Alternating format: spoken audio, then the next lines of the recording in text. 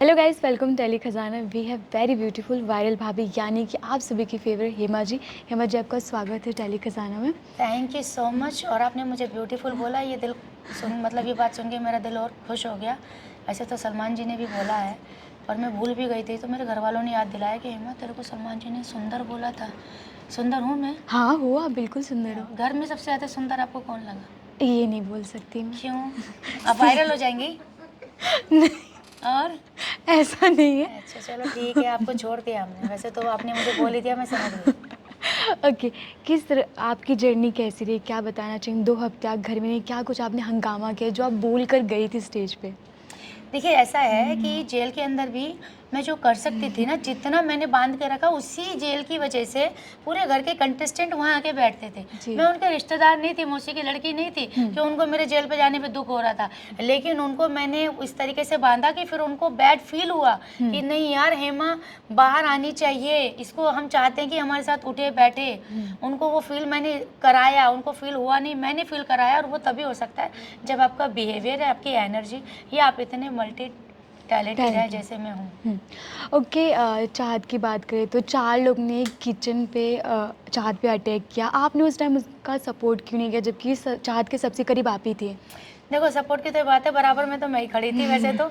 और मैं देख रही थी उसकी शक्ल कि ये जो कर रही है ये इसका ओरिजिनल नहीं है, इसने कॉपी किया है। ठीक है, कॉपी किया। अविनाश ने आइडिया दिया था उसको, उसने चिपका लिया, कर लिया। वो बात अलग है, आइडिया मुझे भी दिया था, लेकिन ऐसे आइडिया करने के लिए मैं नहीं गई थी। ठीक है। और मुझे वो रियलिटी नहीं लगी। चिल्लाना विल्लाना भी वो लग रहा था कि हाँ, ऐसे कोई नहीं चिल्लाता है। सीधा सीधा बोलते हैं, छोड़ रहे हो कि नहीं छोड़ रहे हो। सीधा बिग बॉस से बात करो ना आप यार, सीधी सी बात है। लेकिन वो ना करके वो सिचुएशन क्रिएट कर रही थी। तो आई थिंक वो सब उसका प्लानिंग था। चोट वोट लगी भी नहीं उसको, चुम को लग गई उल्टा। और उसने अपने वादे के खिलाफ वो चीज़ें की। अगर तुमको खाना बनाना था, एक बार हमको बोल देते कि देखो भैया मुझे भूख लग रही है, मैं खाना बना रही हूँ, किसी को ऑब्जेक्शन है तो बताओ, नहीं है तो मेरे को जो है गैस चलाने की परमिशन दो, टाइम कोड से लेना चाहिए था, क्योंकि वहाँ पे टाइम कोड का रूल चल रहा था। तो आई थिंक हमको उनके रूल के अंडर हमको करना पड़ता है ना ये सब चीज़ें। राइट।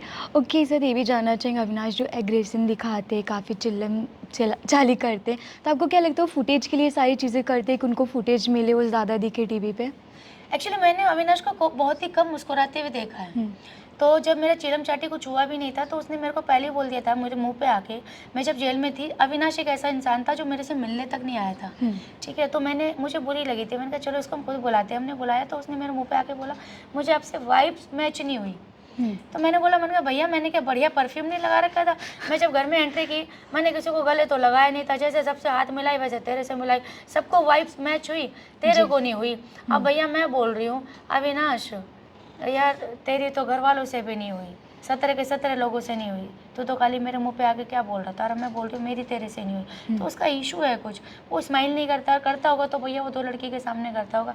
हमने तो कभी उसका इतना खूबसूरत चेहरा मुस्कुराते हुए नहीं देखा, या तो जिम करते हुए देखा बस ऐसे, या तो सेब के पीछे लड़ते हुए देखा, या तो भैया खाने के लिए लड़ते हुए देखा, या तो भैया अननेसेसरी चीज़ों के लिए आर्गूमेंट करते हुए देखा। ओके, विवेन को हम जब भी देखते हो काफ़ी मैच्योर लगते हैं, बात भी काफ़ी अच्छे से करते हैं, लेकिन वो चाहत को काफ़ी ज़्यादा टारगेट करते हैं, आपको ऐसा लगता है? देखो कुछ ना कुछ तो रीज़न रहता है। कोई भी इंसान अननेसेसरली किसी को टारगेट क्यों करेगा? कोई तो ऐसी चीज़ होती है जो नहीं मैच करती है, और मैच नहीं करती है। और जब आप सामने वाले इंसान से मेरी मैच नहीं कर रहे, लेकिन वो सामने वाले का फेस मुझे बार बार दिखता है और वो भी उंगली करता है। मान लो विवियन बोल रहा है कि यहाँ पे खड़ी मत हो, और मैं वहीं जाके खड़ी होंगी, तो झगड़ा तो अपने आप होगा ना।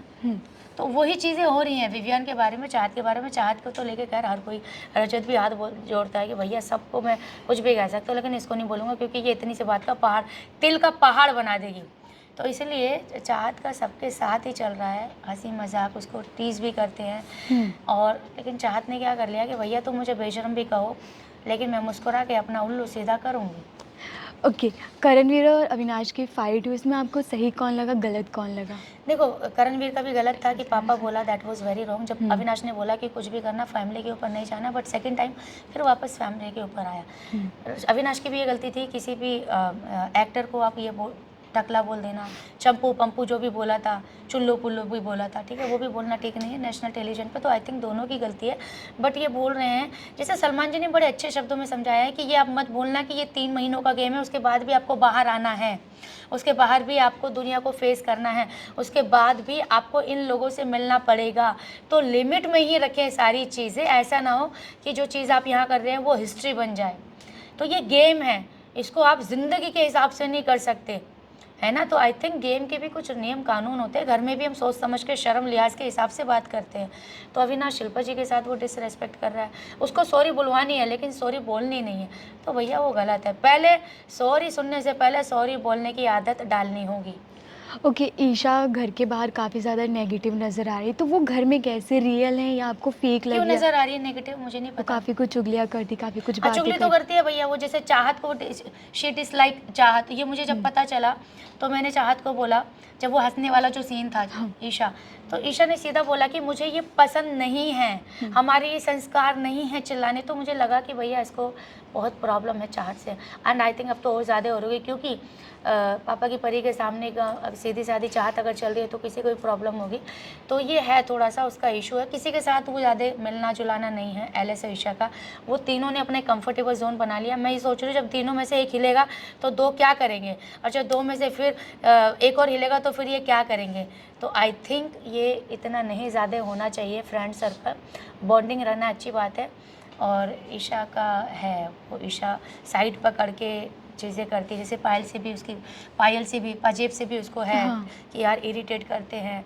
एंड आई थिंक वो ब्रांड्स वगैरह को ज़्यादा वैल्यू देते हैं, होंगे उस हिसाब से होंगे।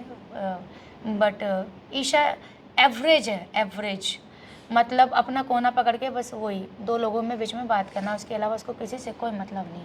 कि घर में सबसे ज़्यादा रियल और फेक कौन है लास्ट? रियल और फेक, हाँ जी। देखो रियल तो वहाँ पे हेमा थी और इसलिए वो कम दिख रही थी, बाकी तो सब वहाँ पे ओवर एक्टिंग कर रहे हैं जिस पे जो हो रही है, ठीक है।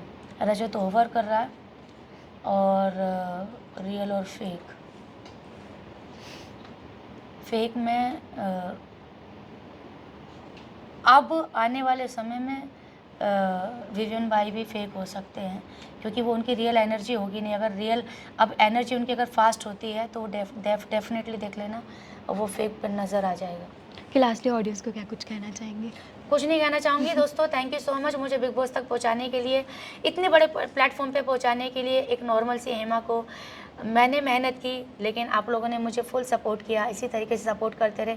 आप लोगों को कभी भी निराश मैं होने नहीं दूँगी, हमेशा किसी भी प्लेटफॉर्म पे रहूँ, हमेशा अपना 100% दूँगी।